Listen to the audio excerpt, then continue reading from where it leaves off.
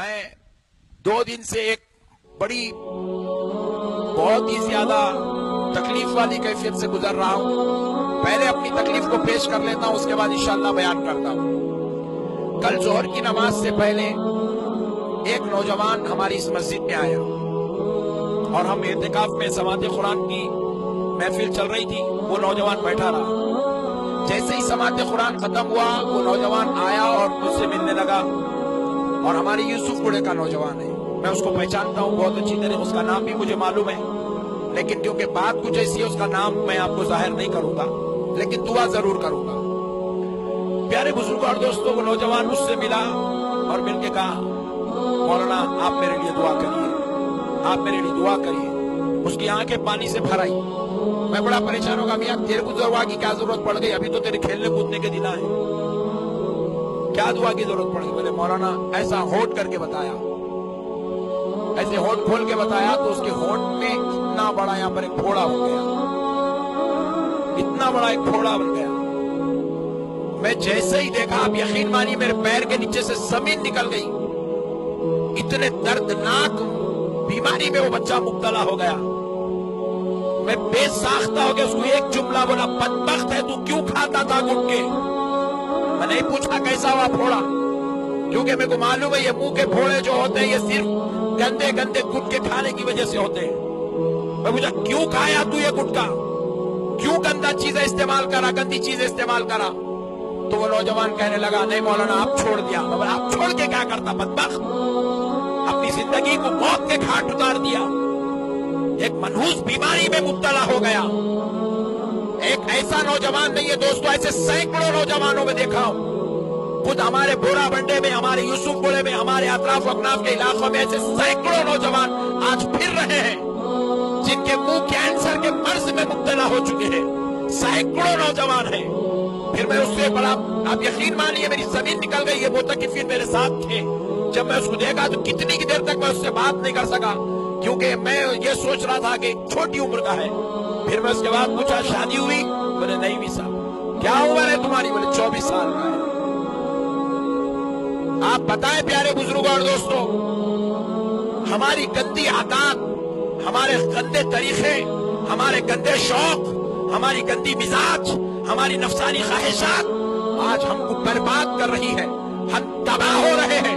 ارے وقت سے پہلے ابھی شادیاں نہیں ہوئے مگر موت دروازے پر کھڑی ہوئی نظر آ رہی ہے. کئی ایسے لوگ مر چکے ہیں. میں آپ کو ایک ریئل واقعہ آپ کے سامنے پیش کروں کہ پیارے دوستو، آج سے چند سال پہلے، چند مہینے پہلے کی بات ہے. میرے ایک عزیز دوست یہی بالکل قریب کے علاقے میں رہتے ہیں، اس سے ملنے جلنے والے، تعلق رکھنے والے، محبت کرنے والے، ادب و احترام کرنے والے. میں نے عقیدت و محبت میں ان سے کال کیا کہ بھئی کئی دنوں کے ان سے بات نہیں ہوئی، کال کر لیتے. کال کیا. جیسے ہی کال کیا وہ بیچارے میرا کال ریسیو کیے اور یقین مانیے آپ، میں نے ان سے سلام کر کے خیریت پوچھی. تو بولے مولانا خیریت کہاں لگائے؟ میں تو بہت پریشان ہوں. مجھے کیا ہوا؟ بولے مولانا فی الوقت میں بنگلور میں ہوں. بولا بھائی وہاں کیوں گیا؟ بولے کہ یہاں پر ایک کینسر کا ایک بہترین ہاسپٹل ہے، بہت ہی اعلیٰ اور عمدہ ہاسپٹل ہے، اس میں میں یہاں پر آیا ہوا ہوں. بولا کیا ہوا آپ کو؟ بولے مجھے کچھ نہیں ہوا. جو 2 سال پہلے میری بچی کا، 3 سال پہلے جو میری بچی کی شادی ہوئی تھی، نکاح ہوا تھا، اب اس بچی کے شوہر کو لے کر یہاں پر آیا ہوں. شوہر کو لے کر آؤں، اس کے میرے داماد کو لے کر آؤں. بولے کیا ہوا داماد صاحب؟ بولے مولانا وہ پہلے جو ہے اس کے منہ میں ایک چھوٹی سی پھنسی ہوئی، وہ پھنسی کا ہم نے علاج کرایا. وہ پھنسی اوپر سے کم ہو گئی مگر وہ زخم اندر پھلتا رہا، ایک بڑا پھوڑے کی شکل اختیار کر لیا. پھر ہم نے اس کا علاج کرایا، اوپر سے تو سو گیا مگر اندر وہ زخم پلتا رہا، پلتا رہا، پلتا رہا، یہاں تک کہ وہ سارا زخم اس کا جو ہے جسم میں سے پھیلتا ہوا ریڑھ کی ہڈی میں اتر گیا. اور پھر اس کے بعد جب اس کا ڈی این اے ٹیسٹ کروایا گیا تو پتا چلا کہ وہ کینسر ہے، اور اب اس کا کینسر کا مرض اس کی ریڑھ کی ہڈی تک پہنچ چکا ہے. اور ڈاکٹرز کہہ رہے ہیں کہ اب یہ علاج کے باہر ہو چکا ہے، یہ پورے اپنے جو اسٹیجز پار کر چکا ہے. اب بالکل اس سچویشن میں میرا داماد کہ میں ڈاکٹر سے یہ کہا کہ اگر اس کے علاج کے لیے 1 کروڑ روپیہ بھی لگتا ہے میں لگانے کو تیار ہوں، آپ اس کا علاج کریں. لیکن ڈاکٹرز کہہ رہے ہیں 1 کروڑ نہیں، آپ 4 کروڑ بھی لگائے تو اس کا علاج نہیں ہو سکتا، کیونکہ یہ کینسر بالکل نازک مقامات تک پہنچ چکا ہے، وہاں علاج کرنا ناممکن ہے، ریڑھ کی ہڈی میں جب وہ پہنچ جاتا ہے علاج ناممکن ہے۔ میں پوچھا اتنا بھیانک حادثہ ہو گیا، اتنے حالات، اتنے بڑا انسیڈنٹ آپ کے ساتھ ہوا، اگر یہ بیماری آئی کیسا اتنے چھوٹے بچے کو، جس کی عمر بمشکل 24-25 سال ہے، 2 چھوٹے چھوٹے بچوں کا باپ ہے، ایسی بیوی کا شوہر ہے جو بالکل ابھی دلہن بنی ہوئی ہے، ایسا مرض کیسے آیا؟ جواب ملا کچھ نہیں مولانا، ایک گندا شوق تھا، روزانہ گٹکے کے پوڑیاں کھاتا تھا۔ اے نوجوانوں، آج اللہ کے گھر میں بیٹھے ہوئے ہو، تمہارا بھائی احمد نقشبندی تم سے گزارش کرتا ہے کہ ایسے گندے شوق مت کرو جس سے تمہاری زندگیاں موت کے گھاٹ اتر جائیں، جس سے تمہارے چھوٹے چھوٹے بچے یتیم ہو جائیں، جس سے تمہاری زندگی میں تم اللہ اور اس کے رسول کا عذاب بھی پاؤ اور بیچاری بیٹی بیویاں بیوہ ہو جائیں، اور پھر جو ہے پورا خاندان تہس نہس ہو جائے۔ تم ایک مرتے ہو، تمہاری موت نہیں ہے، یہ پورے خاندان کی موت ہوتی ہے، کیونکہ ایک جوان بیٹے کا جنازہ جب کسی باپ کے کندھے پر آتا ہے تو وہ صرف بیٹے کی موت نہیں، وہ پورے خاندان کی موت کہلاتی ہے۔ میرے نوجوان بھائیوں، کدھر جا رہے ہو؟ کیا گندے شوقوں میں پڑے ہو؟ کیا گندی خواہشات میں پڑے ہو؟ کیا چیز ہے یہ گٹکا جس کو کھا کے آج نوجوان اپنی زندگیاں تہس نہس برباد کر رہا ہے؟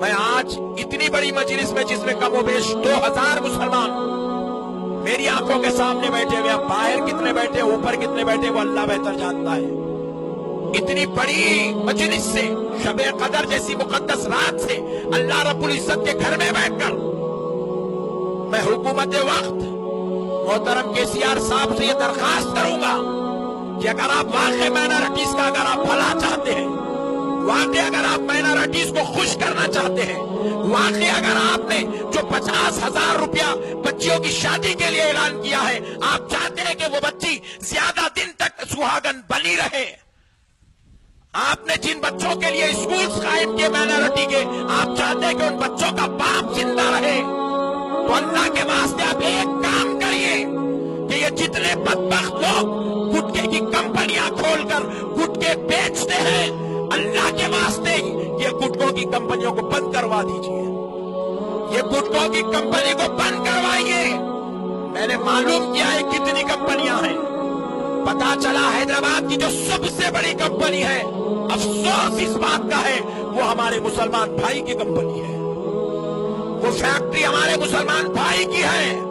ارے ایک آدمی ایک فیکٹری کھولا تو ہو سکتا اس کی کمائی سے 200 لوگ کھاتے پیتے ہوں گے، خاندان کے 200 لوگ پلتے ہوں گے، مگر 200 لوگوں کی خوشی کے خاطر 2 کروڑ مسلمانوں کو موت کی گھاٹ اتار دینا، یہ کون سی عقل مندی ہے؟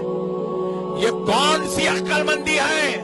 میں حکومت وقت سے درخواست کرتا ہوں، اللہ اور اس کے رسول کا واسطہ، اگر آپ قوم کا بھلا چاہتے ہیں تو یہ گٹکوں کی کمپنیوں کو بند کروا دیجئے، بند کروا دیجئے، اور یہاں جتنے بیٹھے ہیں، ہزاروں کی تعداد میں مسلمان بیٹھے ہیں، تمہارا بھائی احمد نقشبندی تم سے گزارش کرتا ہے، تم کو اللہ اور اس کے رسول کا واسطہ، اگر تمہاری پان کی دکان ہے تم پان بیچو، مگر گٹکا مت بیچو میرے بھائی، گٹکا مت بیچو۔ تم کہہ رہے ہوں گے کہ مولانا اگر میں نہیں بیچوں گا تو پھر میرا گھر کیسا چلے گا، میرے بیوی بچوں کا گزارا کیسے ہوگا؟ میں آپ سے ایک سوال کرتا ہوں، آپ اگر ایسا زہر بیچ کر اپنے بیوی اور بچوں کو کھلانا چاہتے ہیں تو میرے دوستوں ذرا غور کرو، تمہاری دکان سے گٹکا خرید کے کھانے والا مسلمان کھا تو رہا ہے، مگر کھانے والے کا بچہ یتیم ہو رہا ہے، کھانے والے کی بیوی بیوہ ہو رہی ہے، کھانے والے کے ماں باپ مر رہے ہیں، تڑپ رہے ہیں، برباد ہو رہے ہیں، پورا معاشرہ تباہ ہو رہا ہے۔ میں تمام مسلمان بھائیوں سے اور تمام پان کا کاروبار کرنے والوں سے ہاتھ جوڑ کر درخواست کرتا ہوں، یہ گٹکے بیچنا بند کر دو۔ میرے جو مسلمان بھائی یہ کاروبار کر رہے ہیں، میں تم سے بھی گزارش کرتا ہوں، ادباً التماس کرتا ہوں، ریکویسٹ کرتا ہوں، اپنے بچوں کو کاروبار دینا ہے، اس کا فائدہ دینا ہے، اس کا پیسہ دینا ہے، کاروبار سے آنے والی خوشیاں دینی ہے، تو اللہ نے تمہیں دولت والا بنایا، کروڑوں کاروبار ہے ہندوستان میں، جو کرنا ہے کرو، مگر मगर ये गुटके का कारोबार करके उम्मत को बर्बाद मत करो। अगर उसके बाद फिर भी कोई मेरी गुजारिश कबूल नहीं करता है तो सुन ले, बरोज़े महशर आमिना का लाल पकड़ेगा। रसूल अल्लाह पूछेंगे, मेरे उम्मत को तू बर्बाद करने वाला सामान क्यों बेचता था, क्यों बनाता था? सोचो मेरे भाई, हमारे पास क्या सवाल होगा, क्या जवाब होगा, क्या सूरत होगी, क्या सूरत लेकर रसूल अल्लाह को मुंह दिखाएंगे। और ऐ नौजवानों, जब रब हमसे सवाल करे कि बेचने वाला बदबख्त तो बेचता था मगर जालिम तू क्यों खाता था, ऐ नौजवानों बताओ तुम क्या जवाब दोगे?